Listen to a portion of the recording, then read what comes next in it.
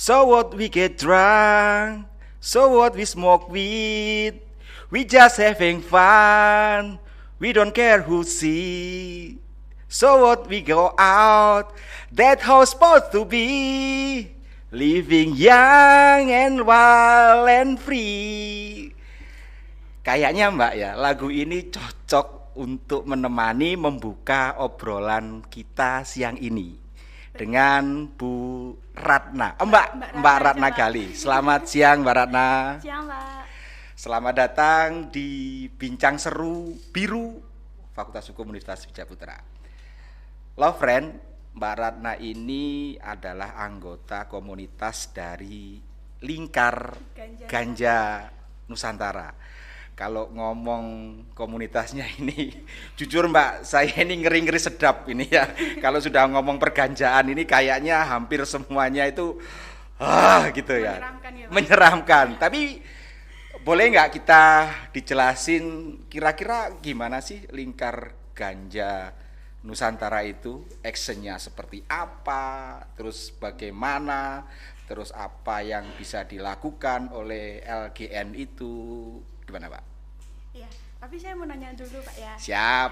Kan ini jarang banget ya Pak, kampus-kampus yang berani ngomongin ganja gini apalagi di podcast. Terus kenapa kok kampus ini berani gitu Pak? Begini Pak, salah satu yang menjadikan kami untuk tertarik membahas tentang ganja itu sebenarnya permasalahan ini permasalahan nasional, hampir dunia lah katakan demikian. Permasalahan yang sudah sangat kronis yang harus kita selesaikan ya. Apalagi pemerintah sekarang sudah memberikan ancang-ancang ya tentang untuk regulasi perubahan regulasi tentang khususnya ganja ya ini. Nah, ini yang mungkin kami di bidang akademis ini pingin untuk menggali dari sisi lain. Kebetulan ada komunitas yang care ya dengan perganjaan ini Pak. Oh nggak salah Pak, kira-kira demikianlah alasan kenapa kami mengundang gitu. Kira-kira demikian Pak. Ya kalau Lingkar Ganja Nusantara sendiri itu saya sebenarnya ketinggalan jauh Pak, ketinggalan 10 tahun gitu dari awal berdirinya. Karena ini tuh diinisiasi oleh orang-orang tua ya, sekitar tahun 2010-an itu orang-orang yang tahu bahwa ganja ini nggak selayaknya ada di golongan satu narkotika. Ganja ini banyak manfaatnya dan negara-negara lain tuh sudah melegalkan itu, memanfaatkan itu. Jadi LGN ini berawal dari grup Facebook namanya Daulat Legalisasi Ganja, itu tahun 2010-an. Kemudian dibentuklah perkumpulan LGN gitu. Terus berjalannya waktu, perkumpulan itu harus jadi organisasi karena kita harus punya payung hukum untuk mengajukan izin riset. Nah, kebetulan tahun 2015 itu dibikin Yayasan Sativa Nusantara karena kalau bikin izin riset itu nggak boleh organisasi yang ada nama ganjanya. Ya, berbau-bau ganja lah ya, jadinya, melanggar undang-undang soalnya ya. Kalau didengerin tuh kayak gimana gitu, jadinya dibikinlah Yayasan Sativa Nusantara. Sebenarnya itu udah dapat izin riset Pak, izin riset biji, cuman sama BNN nggak dibolehin, jadinya risetnya nggak jalan sampai sekarang. Sampai sekarang ya. Gitu. Terus sekarang LGN kegiatannya Mbak? Kalau LGN itu ada dua ya, kita advokasi ke pemerintahan, terus sama advokasi ke masyarakat. Nah kalau ke pemerintahan itu yang kerja itu Yayasan Sativa Nusantara. Yes. Nah, kayak kemarin setelah Bu Santi viral itu yang audiensi ke DPR, ke Kemenkes itu yayasan. Sedangkan kalau LGN ini nge-grassroots, menyentuh akar rumput masyarakat. Nah, LGN itu ada banyak regional.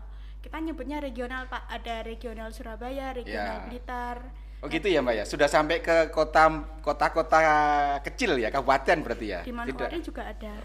Di Nganjuk nggak ada kayaknya ini. Anaknya belum ya. Anaknya ketangkep. Jadi yang di Jawa Timur itu ada Blitar, Kediri, sama Surabaya. Oke. Nah kebetulan saya di LGN ini megang koordinator regional. Nah jadinya saya yang koordinasi sama teman-teman di regional. Kalian bikin konten apa, kan konten bagian dari edukasi dan kampanye, betul. Menyuarakan stop ganja fobia. Karena kita targetnya itu masyarakat udah nggak takut lagi kalau ngomongin ganja dan berani ngomongin ganja di mana-mana termasuk di Ini sini, loh yang Pak. saya katakan ngeri-ngeri sedap itu ya. Kalau ngomong ganja itu image yang terbangun, ya maaf ya Mbak ya. Iya. Image yang terbangun itu satu, barang haram itu pasti ya itu. Dua, berdosa ya. Oke. Memabukkan ya Mbak ya. Jujur saya belum pernah ganja Mbak soalnya Mbak. Katanya gitu, cuman yang kasih testimoni memabukkan ini orangnya nggak pernah ganja, Pak. Ini termasuk saya nih ya, belum pernah ganja ngasih testimoni memabukkan ini ya. Yang penting dicoba dulu, Pak. Nah, dicoba dulu. Wah, ini yang bahaya ini. Yang ketiga ini kalau sudah kena ganja, maka keluarga itu akan menjadi malu. Jadi image yang berkembang seperti itu. Nah, ini kan merupakan tantangan bagi LGN ya untuk merubah image seperti itu bagaimana Mbak? Menggeser stigma masyarakat. Jadi Ya. yang semula mikirnya tabu, terus ternyata ganja juga bisa dijadiin obat, dijadiin industri, dijadiin pertanian, dan melihat sejarah kebudayaan ternyata dulu nenek moyangku ini juga pakai di kehidupan mereka. Jadinya kan jadi biasa gitu. Kayak Pak, nggak Aceh takut gitu lagi. ya, pakai untuk kayak bumbu penyedap gitu ya, Iya, daun betul. salam. Kalau di Jawa itu daun salam, kalau di Iya, sana ada campuran. campurannya kali itu. Sama-sama kayak gliyeng gitu ya, tapi enak gitu ya. Nah, ini menarik Mbak Ratna ya. Mbak Ratna ini kan berkecimpung di bidang perganjaan lah, mengedukasi bagaimana ganja itu tidak seseram yang dibayangkan orang. Nah, manfaat dari ganja itu selama Mbak Ratna itu mengedukasi kepada masyarakat itu apakah memang ada, Mbak? Selain medis ya, saya tidak masuk ke ranah medis karena pasti medis ada bagian. Tapi selain itu, Mbak, apakah ada? Ada, Pak. Ini di buku ini juga lengkap loh, Pak. Kalau dibaca kayaknya ini 2 hari 2 malam ini nggak kelar-kelar gini. Tahun sebelum Perang Dunia itu kan serat ganja ini yang dipakai buat industri. Seratnya itu serat yang paling bagus. Oke, Dulu itu juga dipakai buat fashion, baju tas. Nah, kalau sekarang ini fashion yang beredar di sini itu impor dari Nepal. Oh, yang harganya lumayan juga. Terus selain dibuat fashion itu dipakai buat hemkrit, buat bangunan. Itu yang ramah lingkungan dan juga tahan api. Terus kalau dipakai ke baju atau popok gitu itu nggak bau, Pak. Jadi kalau misal kan kalau popok kan rawan bau gitu ya, Pak, itu enggak. Kalau pakai baju berkeringat gitu juga nggak bau. Jadi emang bagus dan itu di luar negeri udah dipakai. Tapi gini Mbak, ini beda ya, ini langsung pada penggunanya. Saya tuh di zaman kuliah, zaman SMA itu ada teman-teman yang pakai gitu ya. Memang tidak seketergantungan itu, tapi pernah saya mendengar ceritanya, saya pernah tanya, "Cak, lapo kon nggawa gawe ganja kok gitu kan gitu." Bilangnya gini, kalau saya pakai ganja ini ya, kalau saya nyusun tugas itu tambah kuat. Imajinasi saya tambah cemerlang gitu ya. Kalau saya mau presentasi itu juga tambah lebih pede. Saya ngomong itu juga tambah lebih nyaman. Jadi kayaknya itu teman saya itu menikmati gitu loh dengan kenyamanan memakai ganja. Apakah itu memang benar ya Mbak ya? Menurut risetnya dari Mbak Ratna ini. Kalau teman-teman yang ya udah testimoninya itu ya memang relax, tapi nggak ketergantungan. Yang menyebabkan ketergantungan itu apa ya, Pak? Itu loh. Aditifnya itu. Bukan kayak kalau rasa terdorong gitu loh, Pak. Oh, gitu aku loh. nggak ganja ki, aku ra iso aku. Oh, Padahal apa aslinya ya? bisa. Sisi psikologisnya berarti ya? Iya, ketergantungnya tuh di situnya. itunya. Ya. Aku kayak nggak pede dulu gitu, Oke, Pak. Padahal sebenarnya tuh dia bisa tanpa ganja itu. Lucu juga Mbak kalau lihat teman-teman saya ganja itu, kalau suaranya hatinya lagi enak ganja di pojokan itu ketawa itu sampai 1 harian nggak kelar-kelar gitu. Tapi kalau misalnya hatinya sedih gitu ya, diputus pacarnya gitu, nangis tuh di pojokan nggak kelar-kelar gitu. Itu yang bahayanya gitu saya kadang. Kenapa guyu ketawa gendeng seneng gitu. Katanya seneng gitu ya, katanya seperti itu. Nah, ini merupakan salah satu manfaat lain dari ganja ya. Oke, kalau bahayanya apa Mbak kira-kira Mbak? Ganja itu menurut di Mbak Ratna itu? Ya, kalau orang-orang kan ngomongnya THC-nya yang psikoaktifnya itu, Pak, yang bahaya nanti overdosis atau apa gitu. Cuman kemarin di acaranya Rossi di TV One atau apa itu, Dr. Yu Hasan tuh mengatakan bahwa dari 10 golongan narkotika itu ganja itu yang nomor 5 tidak menimbulkan kecanduan sama sekali, cuman sering dipakai itu tapi nggak menimbulkan kecanduan sama sekali. Nah, kalau yang sisi buruknya itu yang pertama Pak, kalau nggak di riset itu kita nggak tahu di dalamnya itu ada apa aja gitu. Iya, Jadi harus kan, perlu riset ya. iya, kalau cuman ngomongin iki bahaya, hasilnya di Aceh itu 13%. Ini riset dari mana? Kalau nggak di riset dulu kan bisa jadi ini cuman klaim terus hoa kan bisa jadi Pak. Jadi harus di riset dulu. Jadi kan overdosis gitu ya. Gitu. Mbak, menarik ini ya, berbicara tentang perganjaan itu menarik, tapi emang Mbak silakan diminum aja itu. Kalau kita ngomong nggak kelar-kelar, saya sungkan ini jadi hostnya ini nggak nawarin minum. Silakan Mbak diminum dulu aja Mbak, enaknya nanti kita ngobrol lebih lanjut. Kalau kita lihat data dan fakta, okupasi dari penjara luar biasa Mbak, iya, Pak, di Indonesia. banget. Terus peningkatannya sudah hampir lebih dari 500%, katanya Yasona Lawli, ya kan? Dan dari sekian penghuni lapas, 95% terkait dengan Ganja. narkotika dan psikotropika, ganja termasuk di dalamnya. Ini PR bagi pemerintah. Bagaimana untuk ya minimal merelokasi atau ya merestrukturisasi lah tentang lapas itu. Nah, ada wacana yang digulirkan kepada DPR untuk merubah yang namanya undang-undang tentang psikotropika dan narkotika ya, terutama terkait dengan ganja. Oke. Saya tertarik itu memang. Dan kalau kita lihat di dunia ya, bahwa di Amerika itu yang namanya toko ganja itu sudah kayak Indomaret dan Alfamart di Indonesia, Mbak. Ya kan? Bahkan konon katanya ada yang sudah masuk go public. Kannabis ya, perusahaan yang berkait dengan marijuana, kannabis itu sudah masuk ke go public. Nah, ini merupakan salah satu gambaran bahwa di dunia itu seperti itu. Ya. Orang-orang sini juga banyak Pak yang buka usaha. Oh gitu ya? Wah, Indonesia ini menarik juga nih. Banyak yang bikin kue, ada yang bikin fashion gitu. Betul. Banyak sekali orang sini yang karena di Indonesia terlalu dikekang, dia pindah. Nah, itu loh Mbak, yang saya perhatikan. Kalau saya lihat sekarang, bahwasanya pemerintah itu ternyata sangat agresif banget di dalam menangkapi lah para pemakai atau pengguna atau bahkan bandar. Nah, ini yang menarik itu, kalau boleh tahu menurut Mbak Ratna, ini bedanya pemakai dan bandar itu apa Mbak ini Mbak? Kalau menurut saya ya, saya tadi baca undang-undang Pak. Kalau pemakai itu orang yang menyalahgunakan atau melanggar hukum gitu. Nah, untuk pengguna sendiri itu digolongkan jadi dua, yang satu penyalahguna, satunya itu pecandu. Kalau sepenangkapan saya, penyalahguna itu dia ya memang melanggar hukum menggunakan narkotika, cuman nggak kecanduan. Kalau yang pecandu ini kecanduan. Nah, kalau yang pengedar itu orang yang menjual belikan atau bertransaksi. Nah, cuman di sini tuh kadang dalam praktiknya itu abu-abu Pak. Susah ya Mbak ya? Iya. Betul, itu susah Mbak itu, antara pengguna sama bandar ya. Nah, ini yang jadikan pemerintah sebagai dasar ya, makanya pengguna dan bandar itu seringkali menghuni dari namanya lapas itu ya.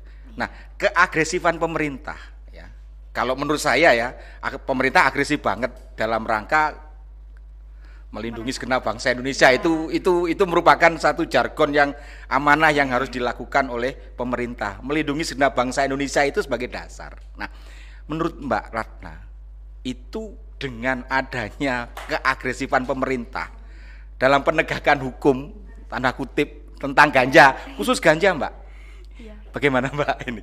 Ini kan karena saya melihat LJN itu paling getol di dalam mengkampanyekan tentang legalitas ganja. Ya, gimana Mbak? Karena kalau menurut laporannya ICJR kemarin kan, ICRS itu tuh yang paling banyak itu yang ditangkap bukan bandarnya Pak. Bandarnya tuh cuman 18%, sedangkan kalau pengguna ini 44,6% dan pengedarnya itu di bawah itu. Jadi yang paling banyak ketangkep ini pengedarnya. Harusnya kan kalau memang mau memberantas narkotika, mau war on drugs itu ya bandarnya sama produsennya. Produsennya itu yang kena cuma 0,4 Pak. kan kalau produsen ketangkep dia kan nggak mau produksi lagi, nggak mungkin si narkotika ini nyebar. Nah kalau sekarang tuh kalau saya lihat terlalu fokus ke yang penggunanya ini, di hilir istilahnya. Nah yang di hulu ini nggak diatasi. Kan tidak ada apa-apain gitu ya? Iya, jadi kan meskipun di hilir dibersihkan, dari hulunya masih datang lagi gitu terus, kapan selesainya? Jadi kalau seperti itu susah ya. Nah, memang benar, mungkin kalau seperti itu tidak bisa dilaksanakan, maka perlu adanya satu terobosan yang disampaikan oleh pemerintah tentang melegalkan ganja, khusus ganja, Iya. ya, yang ditarik dicabut dari narkotika golongan 1. Nah, kalau Mbak gimana menurut itu? Sebenarnya nggak melegalkan ya Pak, cuman regulasi. Kan nanti kalau takutnya istilah melegalkan itu dilegalkan sebebas-bebasnya, padahal nggak, kayak yang di Thailand itu bilangnya legal sampai penanaman. Penanaman pun masih diatur, paling banyak berapa pohon gitu di rumah, dan belinya harus dari satu tempat itu. Kalau beli dari tempat lain kan juga nggak boleh. Nah kalau gimana tadi Pak pertanyaannya? Nggak, dengan legalisasi yang akan diterapkan pemerintah itu tentang ganja, khusus ganja, dengan mencabut ganja dari golongan 1 itu, pendapat Mbak Ratna sendiri bagaimana? Apakah saya setuju misalnya, atau saya kurang setuju, atau saya tidak setuju dengan keadaan seperti itu nantinya? Setuju Pak, agar nanti segera diriset. Nah dari riset itu kan bisa dikembangkan kan, kayak kemarin itu ada webinar jalan panjang legalisasi ganja, itu dibahas, guru besarnya itu sampai ngebahas mitigasinya setelah pasca legalnya tuh kita harus bikin tanaman yang low THC. Jadi THC-nya tuh kalau bisa 0%. Jadi yang dibudidayakan itu tanaman yang full CBD buat medis toh gitu. Jadi kan penyalahgunaan itu nggak ada kalau narkotika itu dipegang tangan yang benar, tangan pemerintah yang meregulasi itu. Wait. Ya. Kalau misalnya regulasi itu dengan mengontrol tanaman, kira-kira menurut Mbak bisa nggak pemerintah ngontrol tanaman itu? Wong saya aja, teman saya kadang-kadang, kita tanaman tanduran apa boleh? Ganja itu ditanam di kos-kosan kayak gitu, itu satu gitu. Katanya saya juga gini, makanya wah ini bahaya juga. Nah ini seperti itu loh Mbak, yang mungkin menurut LGN bagaimana? Mbak Ratna sendiri bagaimana dengan kondisi pengontrolan tanaman ini? Semuanya kan berbasis tanaman dulu. Kalau bisa ditanam, bisa berarti kan produksinya lancar, tapi kalau susah menanamnya kan nggak bisa nah gitu loh. Dan pemerintah pasti susah kalau saya, tapi menurut Mbak bagaimana ini? Kan kalau misalnya itu bisa diregulasi, jadi yang itu khusus pemerintah di satu tempat aja dulu buat percobaan. Kalau misal ini ngontrolnya bagus, dan kemarin kan dosen yang UGM itu bilang ini ada terobosan baru, tanamannya itu di hibrida, pokoknya belinya harus dari satu tempat ini. Kalau ada orang lain yang nanam atau perusahaan lain nanam yang belinya nggak di sini itu ya kenakan hukuman aja, nggak apa-apa, karena kan ini fokusnya ke medis. Ini mirip-mirip dengan haki kalau gitu Mbak ya. PVT, perlindungan varietas tanaman. Jadi perlindungan varietas tanaman itu kalau sudah dimuliakan ya, jadi tanaman itu fungsinya dirubah lebih baik ya. Artinya bukan ganja murni, tapi di makeover supaya tidak terlalu keras atau bagaimana. Mungkin itu mungkin bisa ya. Ya kembali lagi ya, kita berharap kepada pemerintah supaya bisa lebih bijak dalam menyelesaikan permasalahan legalitas tentang ganja ini. Mbak, kira-kira masukan yang bisa Mbak Ratna sampaikan kepada pemerintah tentang legalitas ganja ke depan seperti apa Mbak? Semoga secepatnya ya, karena terutama untuk putusan dari MK, karena kan dari 2020 kita tim koalisi itu udah mengajukan judicial review ke Mahkamah Konstitusi terkait penggunaan ganja medis itu, ingin meninjau ulang penjelasan pasal 6 ayat 1 dan pasal 8 ayat 1 untuk penggunaan narkotika golongan 1 untuk kepentingan medis termasuk ganja gitu. Nah, kita tuh pengen segera dikasihlah putusan gimana boleh apa enggak, soalnya anak-anak khususnya yang berkebutuhan khusus kayak anaknya Bu Santi yang kena cerebral palsy itu banyak Pak, yang mereka tuh nggak bisa nunggu lama lagi gitu. Kalau mereka nunggu lama lagi tuh kasihan, apa ya, sensorik otaknya tuh menurun Iya, gitu, iya, Pak. iya, betul, Dan betul, yang betul. dibutuhkan saat ini mendesak itu kan buat medisnya itu, kenapa nggak dikasih kelonggaran lah. Kemarin itu ada alternatif gini, Kemenkes bisa, ini lewat Kemenkes aja kalau Ya. misal daripada ngerubah undang-undang yang jatuhnya nanti bingung kan Pak ngatur, kalau ganja dikeluarkan dari golongan 2 kan nanti bingung, nanti banyak-banyak pihak. Kemenkes aja yang bikin Permenkes yang dia tuh mengeluarkan ganja atau cannabidiolnya aja deh, kan yang dipakai buat medis kan cannabidiolnya. Iya. Ya udah cannabidiolnya aja masukkan golongan 2. Jadi ntar yang dipakai bukan ganjanya secara utuh gitu. Zatnya yang Ya. dia ini yang susah memang, Mak. Dengan di pasal 112 teman mengatakan bahwa yang namanya barang siapa Iya, menyediakan, memilih. memiliki, menguasai, ya kan?